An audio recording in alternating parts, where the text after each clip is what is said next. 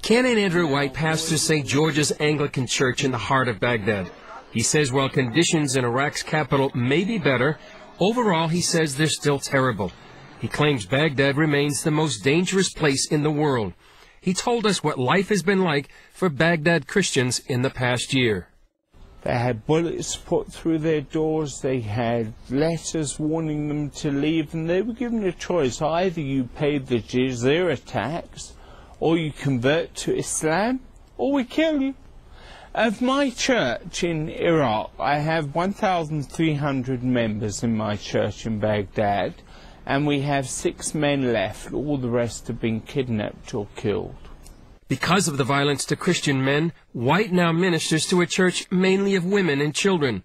It's a flock he describes with joy. I've never loved a congregation like I love my people in Baghdad, and they love me as well. And we just worship and serve Jesus. White says they serve Jesus in the midst of dismal circumstances.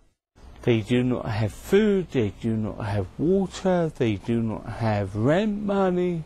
And so being part of church and the work of church is not just providing a place for them to worship the Almighty, it's providing every need in life. White points out many Christians have returned to Baghdad simply because they're no longer allowed to stay in Syria or Jordan.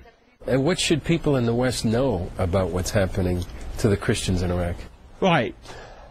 What they should know is that we cannot survive without their help and their support. We need them at this time. They are your brothers and sisters. It doesn't matter where you are in the world, they belong to you. And they love you. And they see that they're part of a community, and sometimes they say to me, why don't our brothers and sisters in the West help us? And I say to them, I don't know. White pleads the cause of his beleaguered church around the world. He also works for a political solution in Iraq and reconciliation between Shiite and Sunni Muslims. He meets with Iraqi and U.S. leaders like General David Petraeus, who often attend St. George's. Even in the current climate, White warns what will happen if the U.S. pulls out of Iraq. If the U.S. were to pull out, there'd be total and utter mayhem. The country would fall to pieces even worse. The violence would accelerate, and things would just be worse than you could possibly imagine. We went in there. We have got to see the work finished. And it will finish, but it's not ever going to be easy. Despite the hard road, White sees a bright future for the Middle East. He says in Isaiah chapter 19, the Bible predicts a holy highway will one day stretch from Egypt through Israel all the way to Assyria or modern-day Iraq.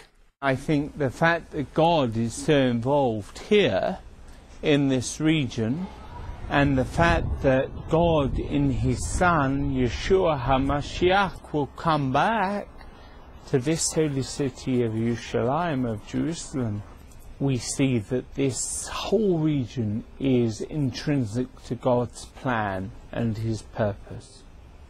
Chris Mitchell, CBN News, Jerusalem.